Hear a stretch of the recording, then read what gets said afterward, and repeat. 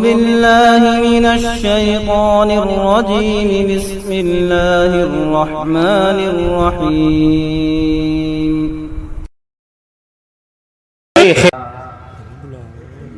الحمد لله الذي نحمده ونستعينه ونستغفره ونؤمن به ونتوكل عليه ونعوذ بالله من شرور أنفسنا ومن سيئات أعمالنا.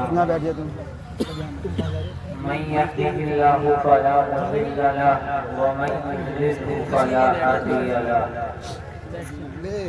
ونشهد أن لا إله إلا الله وحده لا شريك له.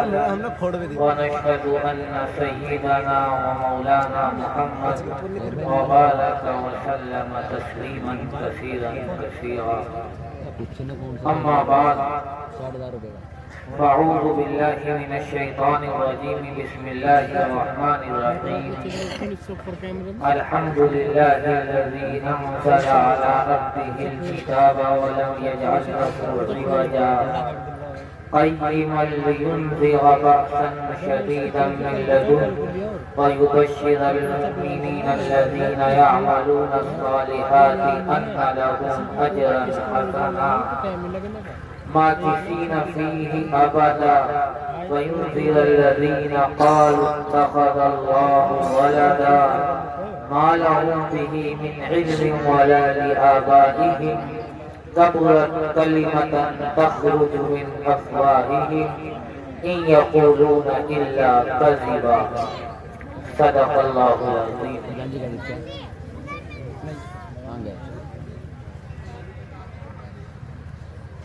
اللہ کے رسول محمد عربی صلی اللہ علیہ وسلم کے خاتم النبیین کی دلیل میں سے ایک بہت بڑی دلیل یہ ہے کہ آپ نے قیامت تک رونما ہونے والے واقعات کی نشاندہی فرما دی.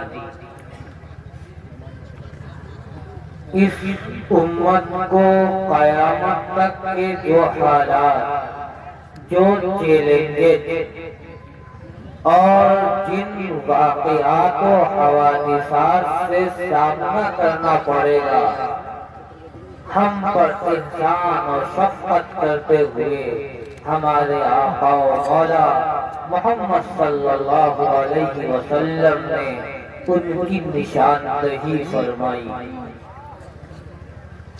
اور یہ نشاندہی صرف اس لیے نہیں کی کہ ہم ان واقعات کو جان لیں، ان واقعات کا علم حاصل کریں، بلکہ اللہ کے پیغمبر کے آگاہی کا مقصد یہ تھا کہ بندے ان حوادثات اور واقعات، ان فتنوں اور آزمائشوں کو جان کر ان سے بچنے کی تدابیر کرے اور وقت سے پہلے آگاہ رہیں کہ ان طرح کے واقعات ہم پر منڈلائیں گے.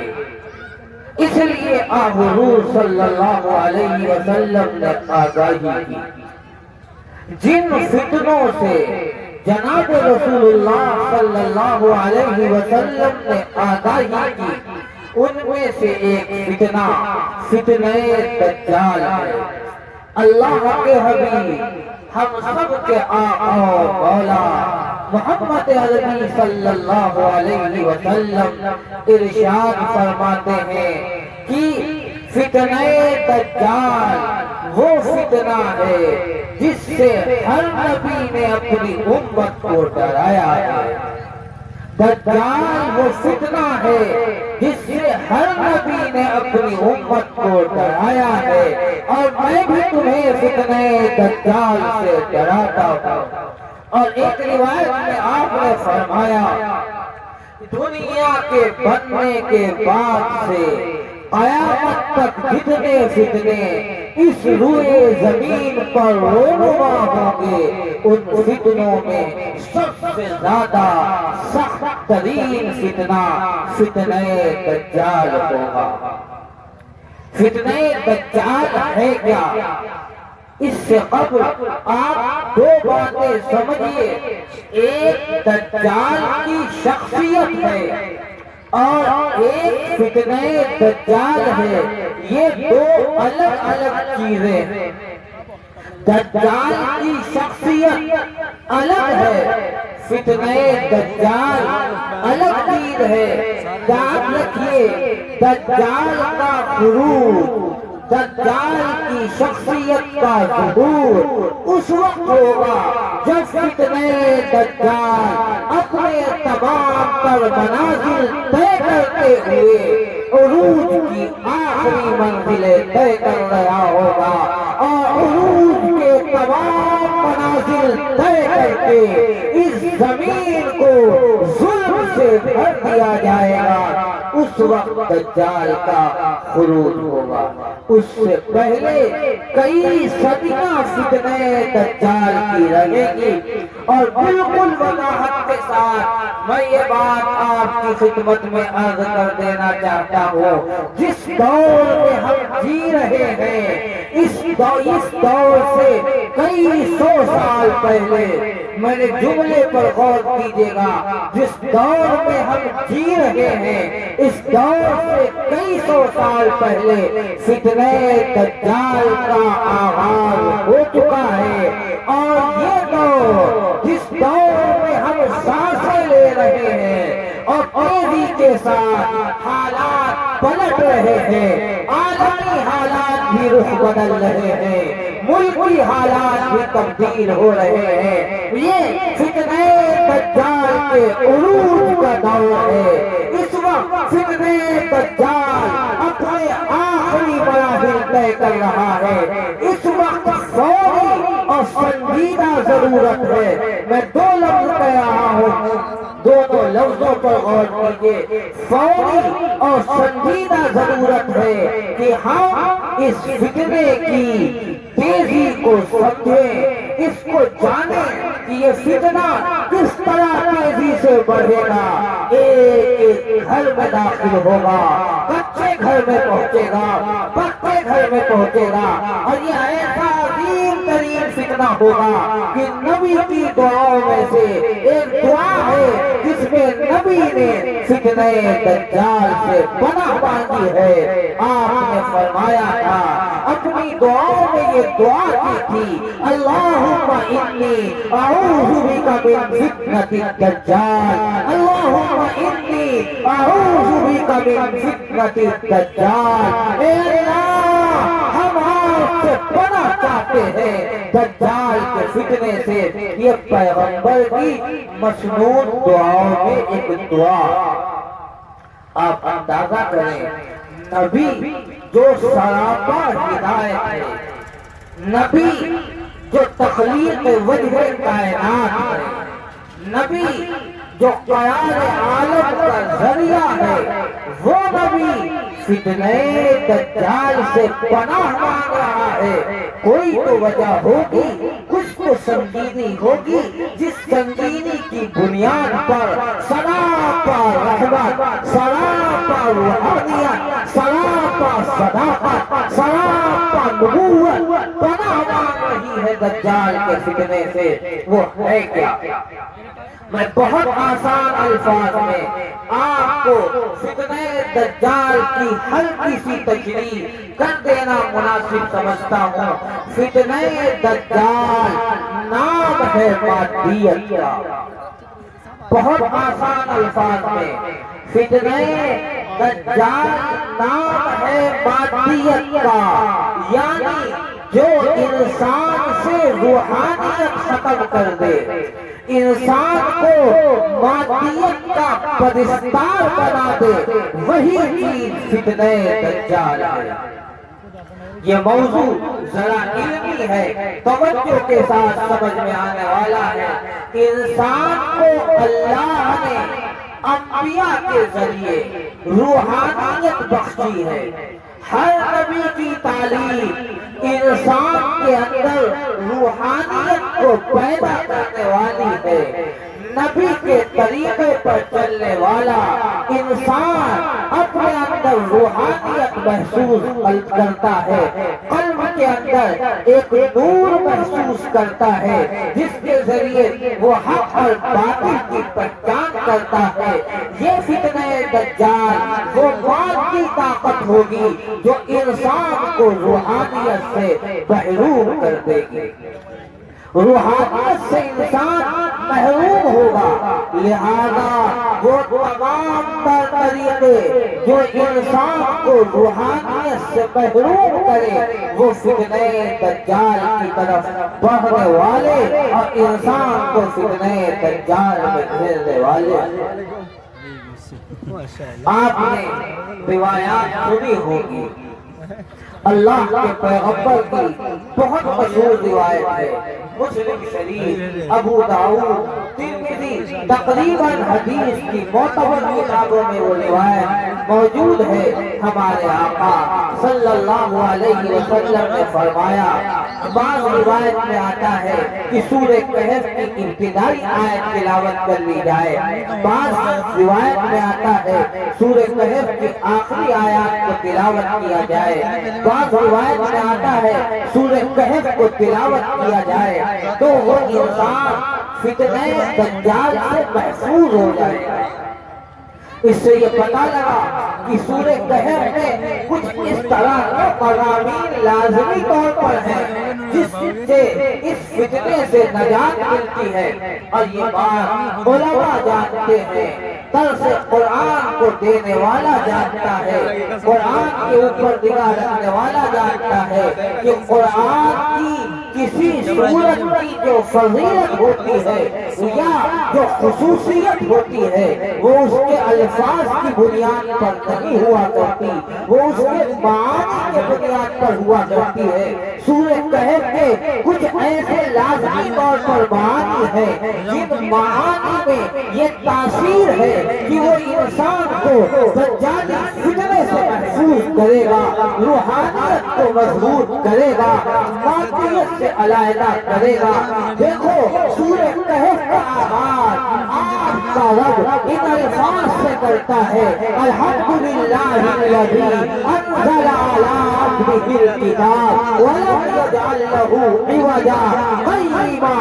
تمام تعریفیں اس اللہ کے لیے ہیں، تمام تعریفیں اللہ کے لیے ہیں۔ ہم یعنی تمام تر تعریفات کا مستحق، تمام تر خوبیوں کا حقدار، تمام تر مدح و ستائش کا اصلی مصداق صرف وحدہ لا شریک کی ذات ہے۔ یہ اللہ کیا کہنا چاہ رہا، اس جملے میں بتلانا کیا چاہ رہا؟ اللہ کہنا یہ چاہتا ہے کہ دجالی فتنے کا سب سے پہلا ہتھیار یہ ہوگا کہ بندے کا تعلق اس کے رب سے کاٹ دیا جائے، مخلوق کا رشتہ خالق سے توڑ دیا جائے، مخلوق کی نگاہ دنیا کے اسباب پر ہو جائے، مادی طاقتوں پر ہو جائے، ایٹم بموں پر ہو جائے،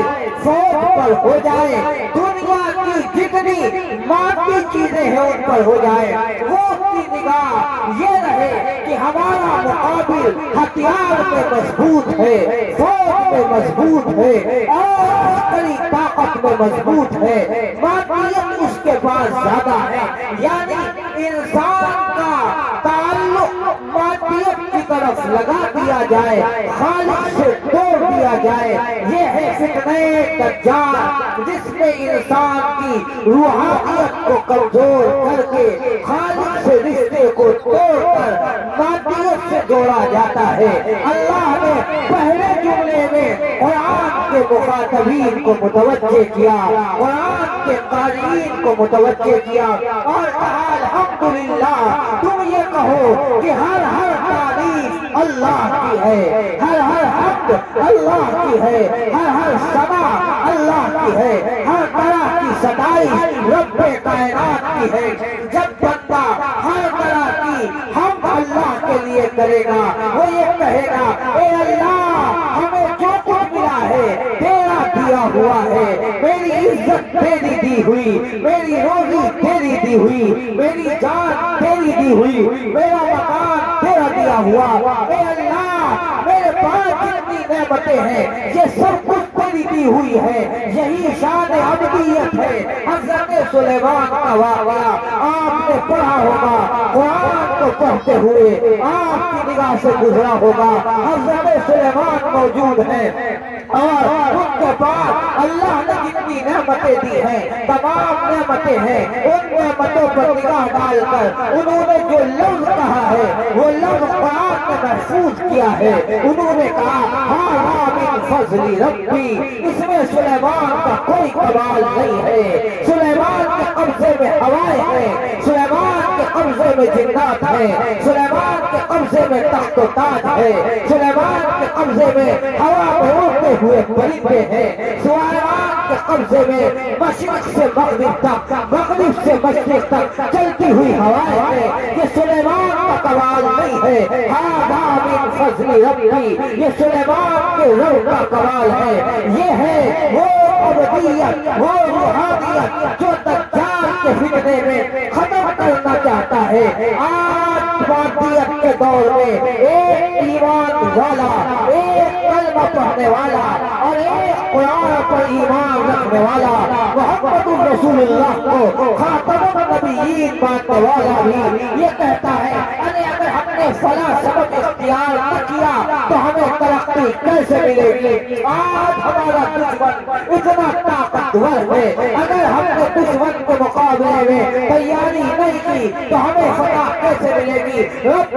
کعبہ کی قسم، اللہ نے آج بھی وہ دکھلا دیا جنہوں نے روحانیت کو مضبوط کیا، دنیا کی دجالی طاقتیں ان کے مقابلے میں اتری، انہوں نے دن میں انہیں تارے دکھائے ہیں، ان کے نام چلے چبوائے ہیں، اور ہم جیسے کمزور ایمان والوں کو یہ پیغام دیا ہے مادیت سے مرعوب ہونے کے بجائے، دجالی فتنے کا شکار ہونے کے بجائے رب سے تعلق کو مضبوط کرو، خالق سے رابطے کو مضبوط کرو۔ قرآن میں رب نے سورہ کہف جو فتنہ دجال کا جواب ہے، فتنہ دجال کا تریاق ہے، یہ کہا الحمدللہ فتنہ دجال یہ چاہتا ہے تمہارا تعلق رب سے کاٹ دیا جائے، رب یہ چاہتا ہے تم اللہ کی حمد بیان کر کے اپنے تعلق کو رب سے مضبوط کر لو۔ فتنہ دجال مادی طاقتیں یہ چاہتی ہے تمہیں مادیت پر لگا کر تمہاری روحانیت کا خاتمہ کر دیا جائے۔ اللہ نے قرآن کی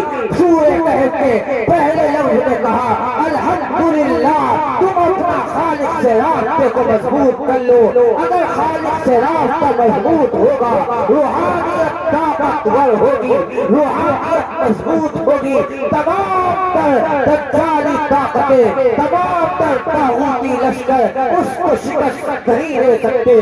جس کی روحانیت مضبوط ہو، یہ روحانیت مضبوط کیسے ہوگی؟ قرآن کہتا ہے انزل علی عبدہ الکتاب، یہ روحانیت مضبوط ہوگی الکتاب کے ذریعے۔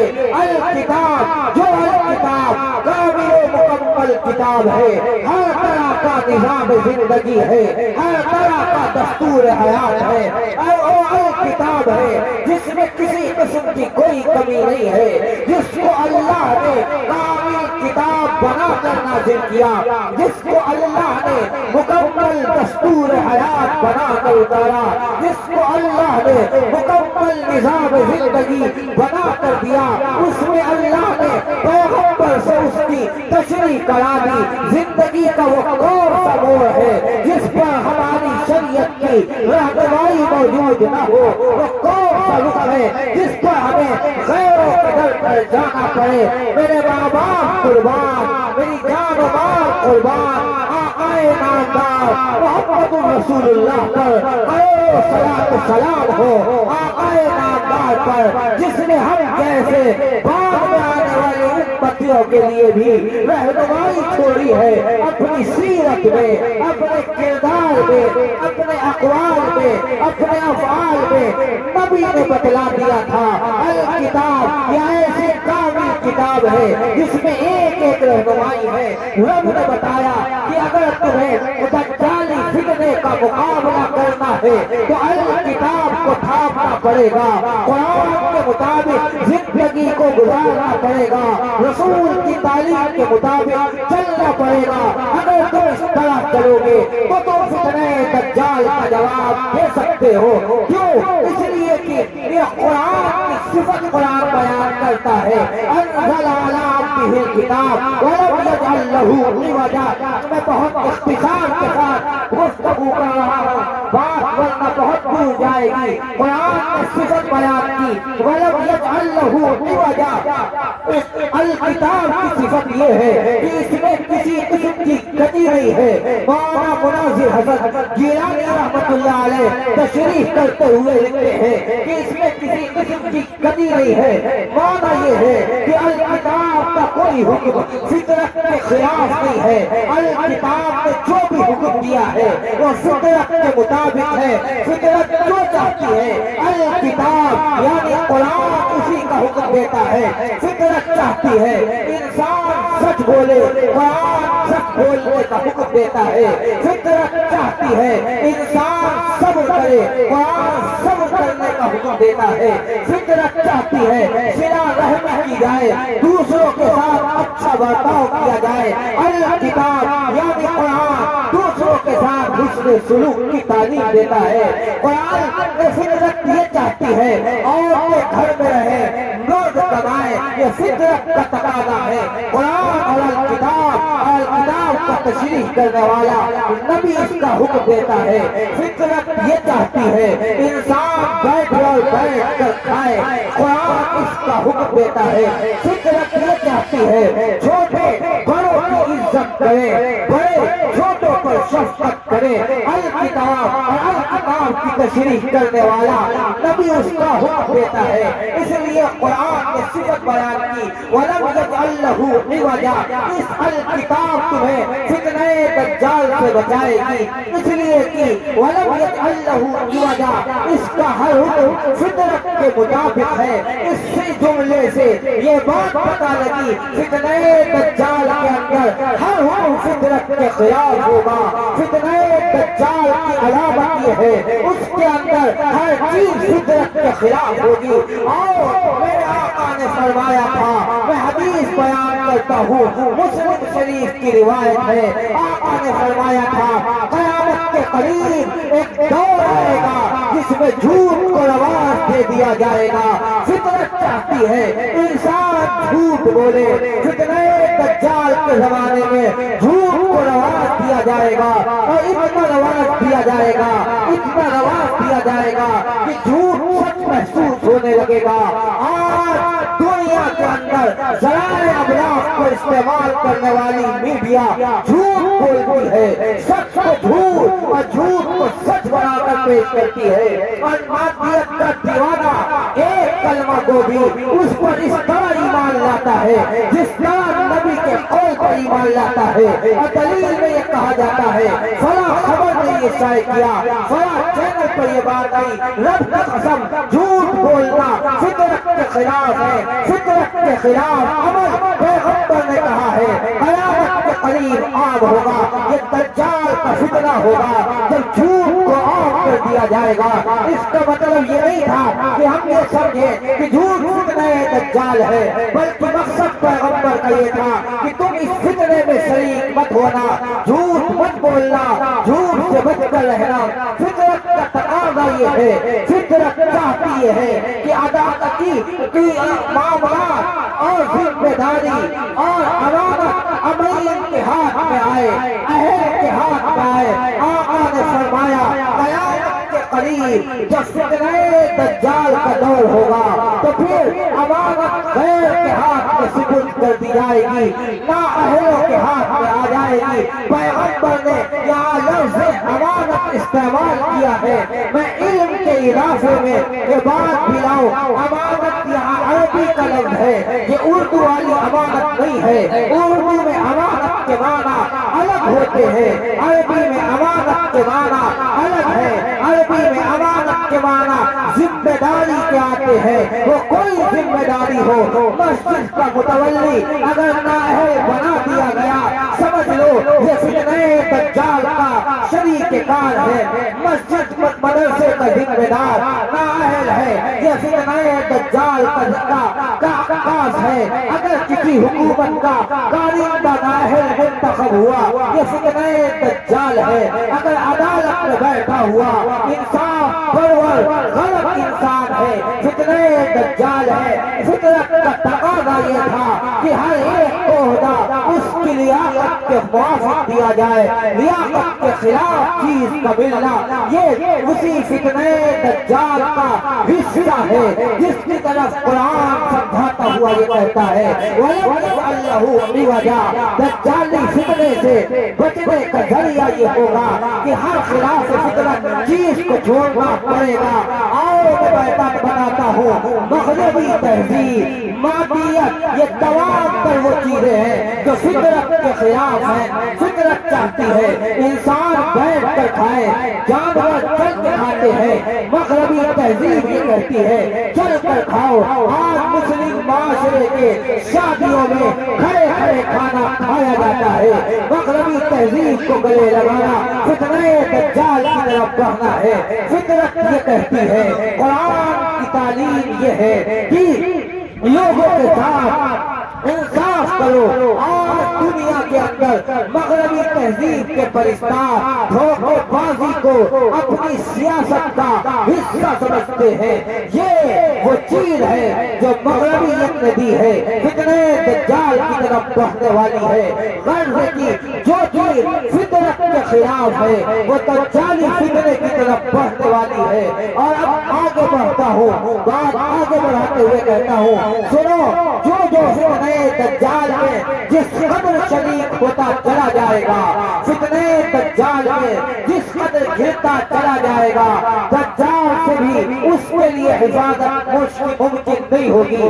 یاد رکھیے فتنہ دجال بہت آسان الفاظ میں نے آپ سے کہا، مغربی تہذیب کے پرستار فتنہ دجال ہے، اس لیے کہ فتنہ دجال کو پالنے والی طاقتیں وہی ہیں جو مغربیت کو طاقت دے رہی ہے۔ قرآن میں اشارے موجود ہیں، میں بات بڑا آگے بڑھاؤں، جب آئی تو کہوں، قرآن کہتا ہے وَيُحْيِي الَّذِينَ قَالُوا اتَّخَذَ اللَّهُ وَلَدًا، کہ فتنہ دجال کہاں سے رونما ہوگا؟ فرمایا قرآن نے فتنہ دجال کی پرورش کرنے والی وہ قوم ہوگی جو عقیدہ ولدیت رکھتی ہو، جن کا عقیدہ ولدیت کا ہو، وہ فتنہ دجال کو پرورش کرے گی، وہ فتنہ دجال کو پرواز چڑھائے گی، وہ فتنہ دجال کو ترقی دے گی۔ یاد رکھیے جو قوم عقیدہ ولدیت رکھتی ہے وہی نمائندہ ہے، وہی نمائندہ ہے فتنہ دجال کا۔ اور عقیدہ ولدیت پر ایمان، عقیدہ ولدیت کا رکھنے والا طریقوں آپ جان سکتے ہیں، مغربیت والے ہیں۔ مغربی تہذیب عقیدہ ولدیت کی قائل ہے، قرآن اس کی تردید کرتا ہے اور بڑے بھرپور انداز میں تردید کرتا ہوا یہ کہتا ہے مَا لَهُم بِهِ مِنْ عِلْمٍ وَلَا لِآبَائِهِمْ كَبُرَتْ كَلِمَةً تَخْرُجُ مِنْ أَفْوَاهِهِمْ إِنْ يَقُولُونَ إِلَّا كَذِبًا۔ ان کا یہ عقیدہ خود گمراہی پر مشتمل ہے۔ رب نے ان عقیدہ ولدیت کو ڈراتے ہوئے اپنے عذاب کی دھمکی سنائی ہے۔ قرآن کہتا ہے وَلَمْ يَجْعَلْ لَهُ عِوَجًا قَيِّمًا لِيُنذِرَ بَأْسًا شَدِيدًا مِنْ لَدُنْهُ، ان کو ایک لدنی عذاب آ گھیرے گا جس عذاب سے وہ بچ نہیں پائیں گے۔ یہ رب قرآن میں بتاتا ہے۔ سورہ کہف جو فتنہ دجال کا تریاق ہے اس میں ذکر کرتا ہے، اور اس بات کو رب نے اس لیے بتایا تاکہ دنیا جان لے فتنہ دجال کی پرورش پرورش کرنے والا کون ہے، اس سے بچنے کا ذریعہ کیا ہے؟ اس کی پرورش مغربیت ہے، اس سے بچنے کا ذریعہ قرآن ہے، پیغمبر کی تعلیمات ہے، روحانیت کو مضبوط کرنا ہے۔ جس کا جو مادیت کا پرستار ہوگا، جو مادیت کی طرف راغب ہوگا، جتنا مادیت کی طرف بڑھتا چلا جائے گا وہ فتنہ دجال سے اتنا قریب ہوتا چلا جائے گا۔ اور یاد رکھو جس وقت دجال آئے گا، فتنہ دجال میں مبتلا ہر فرد اس کا شکار ہو جائے گا۔ ذرا ایک منٹ رکو، ہم بھی محاسبہ کریں، آپ بھی محاسبہ کرو، کہیں ایسا تو نہیں ہے ہم فتنہ دجال میں گر گئے ہوں۔ مجھے کہنے دیجئے، آج فتنہ دجال کچے اور پکے گھر میں گھس چکا ہے، شہر اور دیہات کے گھروں میں گھس چکا ہے، گھر گھر میں گھس چکا ہے۔ علماء کی ذمہ داری ہے، ائمہ مساجد کی ذمہ داری ہے، اب اس موضوع کو برسر عام بیان کیا جائے، امت کو آگاہ کیا جائے، بتلایا جائے قرآن کی روشنی میں، احادیث پیغمبر کی روشنی میں کہ فتنہ دجال کیا ہے، اس سے بچنے کی تدبیر کیا ہے۔ یہ ذمہ داری عائد ہوتی ہے، ہم پر لازم ہے ادا کریں۔ یاد رکھیے، ہم اگر بچنا چاہتے ہیں تو روحانیت کو مضبوط کرنا ہوگا، قرآن سے رابطے کو جوڑنا ہوگا، اور پیغمبر سے تعلق کو اس طرح قائم کرنا ہوگا کہ ہمارا رشتہ پیغمبر سے اس طرح مضبوط ہو کہ ہمیں اس رشتے کو کوئی کاٹ نہ سکے۔ اس لیے اس وقت کے علماء اولیاء اللہ یہ بات کر رہے ہیں، فتنہ دجال سے حفاظت کے لیے درود شریف کی کثرت یہ انتہائی مؤثر عمل ہے۔ درود شریف کی کثرت انسان کو فتنہ دجال سے محفوظ کراتی ہے، کیونکہ درود محمد رسول اللہ سے رابطے کو مضبوط کرتا ہے، اور جس کا رابطہ محمد رسول اللہ سے مضبوط ہو جائے دنیا کے فتنے اسے گھیر نہیں سکتے۔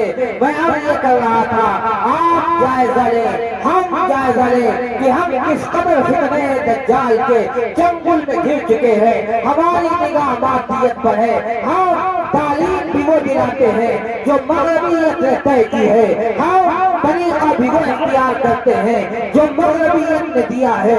ہمیں پیغمبر کا اسوہ بھی پسند نہیں، ہمیں پیغمبر کی سیرت بھی پسند نہیں، ہمارا چہرہ بھی مغربیت کے چہرے سے میل کھاتا ہے، ہماری پوشاک بھی مغربیت کے چہرے سے میل کھاتی ہے، ہماری خواتین عورتوں اور بہنوں کو بھی کلچر پسند آتا ہے، مغربیت کا کلچر پسند آتا ہے۔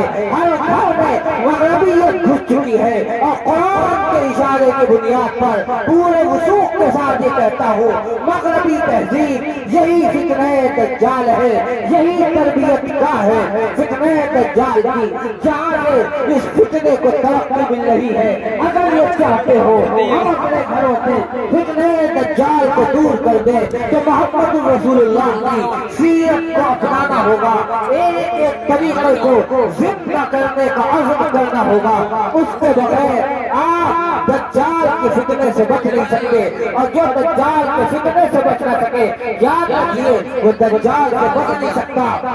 اور مجھے کہنے کی اجازت دے کہ اب وہ وقت دور نہیں ہے جب دجال کا خروج ہو، دجال کے نکلنے کا وقت بالکل قریب ہے۔ وہ تمام پر تیاریاں کی جا رہی ہیں، جو دجال کے نمائندے ہیں، جو دجال کے لیے کام کر رہے ہیں، انہوں نے تیاریوں کو مکمل کرنے کی تمام پر پھیلانے کے بنا رکھی ہے۔ میں بہت کھل کر نہیں کر سکتا، ورنہ میں کھل کر آپ کے سامنے یہ بات عرض کرتا کیا کیا پھیلانے کے تیار ہو چکے ہیں، غربے کی تمام پر پھیلانے کے تیار ہیں۔ وہ وقت قریب ہے جب دجال کا خروج ہوگا، اور یاد رکھو آقا نے فرمایا جب دجال کا خروج ہو اور پتہ لگے دجال نکلا ہے تو اس کے قریب مت جانا، اس کے قریب مت جانا۔ آقا نے فرمایا یاد رکھو اگر ایمان والا بھی اس کے قریب جائے گا اور یہ سوچ کر جائے گا ہم ایمان والے ہیں، ہم ایمان والے ہیں، رب کے محبوب نے فرمایا ہے اس کی جان سازی اتنی बड़ी होगी कि उसी वक्त वो दिल में सुकून को सुबहान पैदा कर देगा। याद रखना, उसके बाद गैर मामूली ताकत होगी। रिवायात बतलाती है, अल्लाह के पैगंबर की रिवायत है, नवास इब्न समान रावी है, मुस्लिम शरीफ में के अंदर इस हदीस को नकल किया।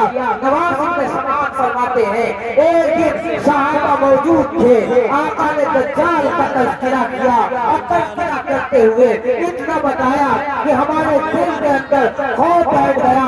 हम शाम में आए, हमारे चेहरों पर खौफ के आसार थे। आका भाग गए, पूछा क्या बात है? नवास इब्न समान फरमाते हैं, हमने आका से कहा, आका आपने सुबह जो दज्जाल का जिक्र किया, हमारे दिल इस तरह खौफ ज़दा हुए, हमें ऐसा महसूस होता है कि खजूरों के झुंड से निकलने वाला है। आका ने तसल्ली दी, आप फरमाया कि नवास मुतमईन रहो, अगर दज्जाल मेरे ज़माने में निकला, मोहम्मद अरबी खुद उसका मुकाबला करेगा। और फिर आका ने फरमाया, और अगर मेरे बाद निकले तो फिर तुम साबित कदम हो जाना, उसके सामने जम जाना। अल्लाह की नुसरत तुम्हारे मुकाबले में आएगी, अल्लाह की नुसरत तुम्हारे लिए उतरेगी और रब की नुसरत उतरेगी। और फिर आका ने फरमाया कि उसके पास गैर मामूली ताकत होगी, वो 40 दिन रहेगा। और फरमाया पहला दिन 1000 साल का होगा, दूसरा दिन 1 महीने का होगा, तीसरा दिन 1 हफ्ते का होगा और बाकी दिन अपनी मिकदार के बराबर होंगे। नवासी ने समान फरमाते हैं, मैंने आका से पूछा, ए आका, वो जो एक दिन 1000 साल का होगा, उसमें हमें 1 दिन की नमाज पढ़नी होगी या 1000 साल की नमाज पढ़नी होगी?